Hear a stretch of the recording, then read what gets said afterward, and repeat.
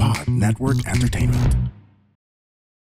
It doesn't mean na pag may client ka na, nagsastop ka na mag-apply sa mga jobs. So, kung ang worry mo, mawalan ka ng kliyente, dapat apply ka lang ng apply. Make sure na you have a good client acquisition strategy. Oh, don't put your eggs in one basket. Yeah.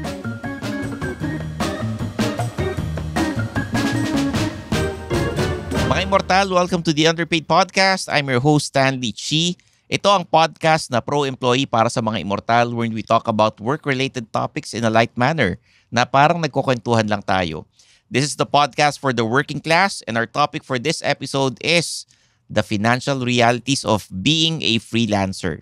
Kasama ko po ang aking co-host si Zar de los Reyes, ang inyong career coach Hello. and freelancer expert.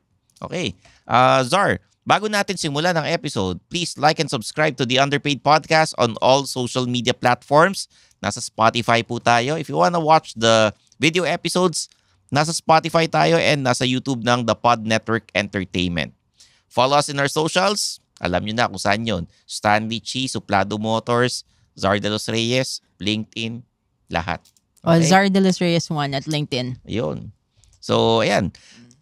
Napakahirap maging freelancer ngayon, Zar. Sa panahon ngayon, akala ata ng mga tao napakalaki ng kinikita ng freelancers. Well, I've been freelancing for 16 years. Kasi since 2008 pa, di ba? So, naranasan ko na lahat ng hirap. Like, especially, kapag nakaka-receive ng pera, especially the early years of freelancing. Oo. Kasi wala pa masyadong technologies nun eh. Pero alam nyo, yung pagiging freelancer, minsan hindi mo alam kung kailan yung next project mo. Oo, tama. Diba? Yun yung parang hindi ka certain, hindi kagaya pag may 9-to-5 job ka, meron kang inaasahan every 15th and 30th day of the month. Mm-mm. Pag freelancer, pahirapan sa paniningil. Ako, Tama. may kukwento ko lang ha. Yung experience mo, di ba? Oo. Marami kang mga stories na ganyan eh. Kukwento ko lang, dati nag-freelance ako for an advertising agency. I've got different clients. Mm-mm. Grabe, 6 months bago magbayad sa akin. Grabe. Cheque pa yun ha. Mm-mm. Oo, tapos madali sila magbigay ng trabaho pero pahirapan kapag maniningil. Like it would be months before ka makasingil. Oo, and then you really have to have an OR. Minsan magka-counter ka pa, di ba? Very manual, no? Oo, dati, very manual yung ganon. process. Depende sa kumpanya kung saan ka saan ka nag-freelance. Kung ako, advertising agency sa Makati, paano kunyari meron ka mga clients na hindi sa Makati?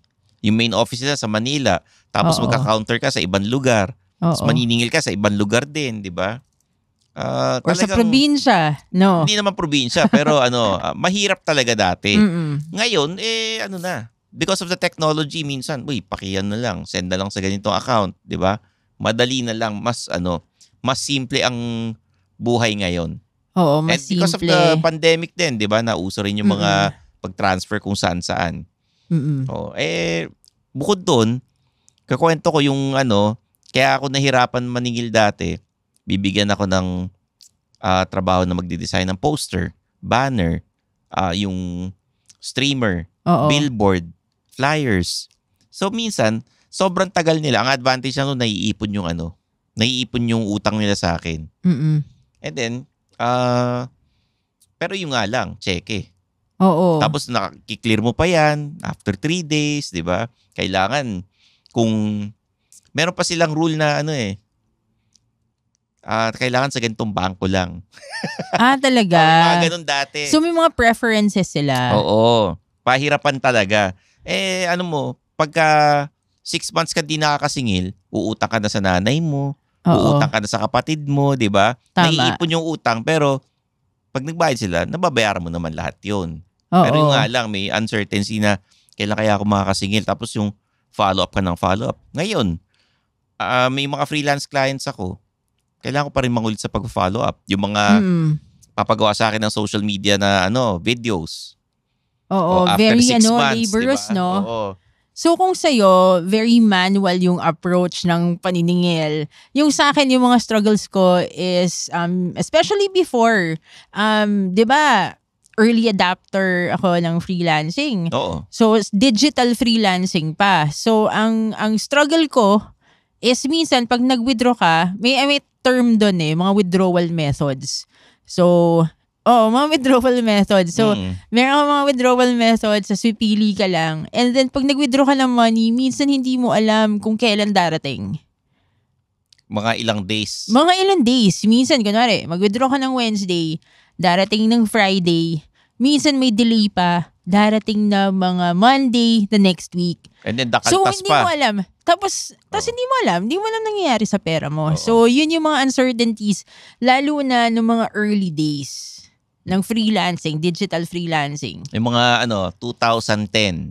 Mga Ganyan. 2010. Lalo na nung mga yung earlier than 2010. Oo Yun naman. talaga, medyo old school. Oo. Ay buti na lang ngayon, pagka PayPal na lang. Oo. Diba? Oo. Actually, gumagamit ako ng PayPal. Even before pa, gumagamit na ako ng PayPal. Yun yung unang ginamit ko na withdrawal method. Yun naman talaga yung ginagamit ng Oo. mga freelancers. Yun yung OG If Yun you yung have OG. clients abroad, PayPal talaga. They would Oo. ask you, do you have a PayPal account? Oo. Diba? Tapos you withdraw, you have to connect your bank. Diba? Mm-mm. Ngayon, at least, pwede na sa GCash.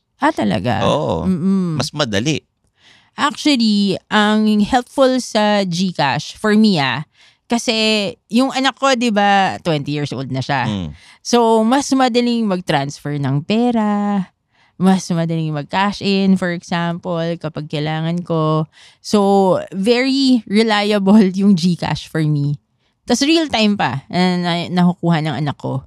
Kasi, syempre, di ba, yung sa aming dalawa, medyo palagi akong wala sa bahay recently, tapos kailangan niya ng baon, binibigay ko. Oo. So, namamanage ko yung finances ko using GCash. Like overall, even yung mga bills ko sa phone, mga gastos sa bahay, or may mga kailangan bayaran. Patingin nga, pagka naka-GCash ka, di ba may mga dyan, instant na from PayPal to GCash. Halimbawa, nakuha mo na and then may konting kaltas lang. Di ba?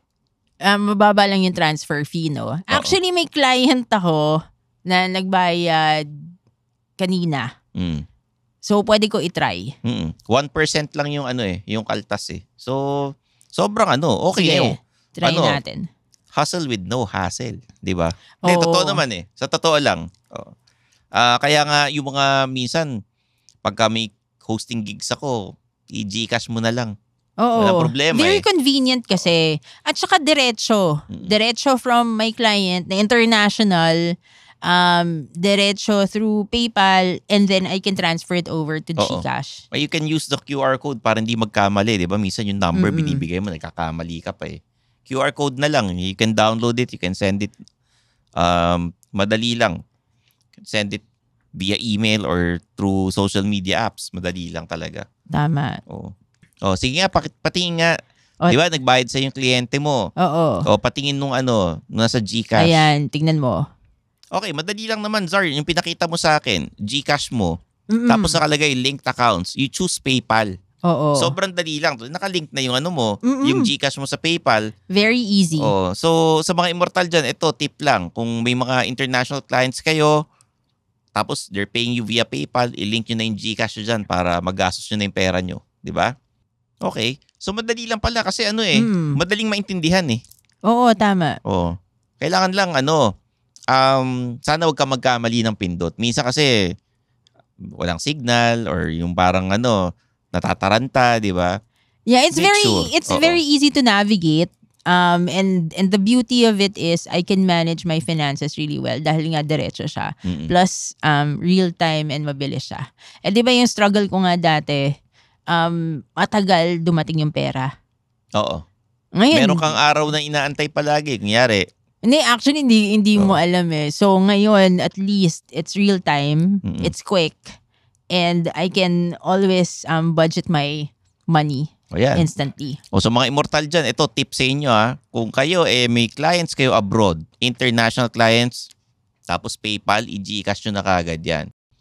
Ito, tips, Zar. Kung ikaw freelancer at naghahanap ka ng trabaho, Para hindi ka matakot kung kailan yung next gig mo, ano yung mga tips para hindi ka mawalan ng kliyente. Ayun, of course, dapat, it doesn't mean na pag may client ka na, nagsastop ka na mag-apply sa mga jobs. So, kung ang worry mo, mawalan ka ng kliyente, dapat apply ka lang ng apply. Make sure na you have a good client acquisition strategy. Oh, don't put your eggs in one basket. Yeah. Kumbaga yun, may steady client ka na isa, dalawa, kailangan maghanap ka pa rin ng iba, di ba? Kasi nga, hindi mo alam kung kailan siya mag-end of contract sa'yo. Oo. And dahil nga sa panahon ngayon, any business can close down. Lalo mga hindi ko naman nilalahat. May mga startup, may mga big companies nagsasarado. So, importante yung ready kayo kung ano man mangyari. Yeah, be prepared as well. Huwag nyo masyadong gastusin yung kita ninyo, lalo na't freelancer kayo. And don't forget yung mga government na kailangan mandated na kailangan yung bayaran kung freelancers. 'Di ba? Yun hindi problema ng mga may 9 to 5 jobs, pero sa freelancers kailangan meron kayong timer sa dapat bayaran ko ng ganito, yung ganyan. Diba? Yung mga bills importante para hindi maputulan. Fast internet connections, very important din. Yes, you have to plan and prepare. So, 2 things, client acquisition strategy and then be prepared for anything. Oo. And syempre, kung mag-end of contract man yan, huwag kayong mapanghinaan ng loob. Kasi dahil nga freelancer tayo, hawak nyo yung oras nyo mas may chance kayong mamili or kumuha ng ibang kliyente. Tama. Na minsan, hindi nagagawa ng mga nasa 9 to 5. Oo, very correct. Nag-freelance lang naman ng mga nagda 9 to 5 tuwing weekends. Diba sabi nila, yung 9 to 5, yun yung day job mo. Yung 7 to 10, yun yung magpapayaman sa'yo. Yung passion projects mo. Passion projects. Yung Sabado, Linggo, yun yung parang additional income na lang yun. And spend time with your family rin. Kasi, and your health, yun yung pinaka-importante. Absolutely. Lalo na kung freelancer ka, importante kalusugan. Okay? So guys, sana nag-enjoy kayo sa episode na to. Leave comments. Mag-suggest kayo sa Discord natin, sa Facebook group. Kompleto naman tayo dyan. Madali kaming kontakin. Okay? So there you have it. For Zardilos Reyes, I'm your host, Stanley Chi. And this is the Underpaid Podcast.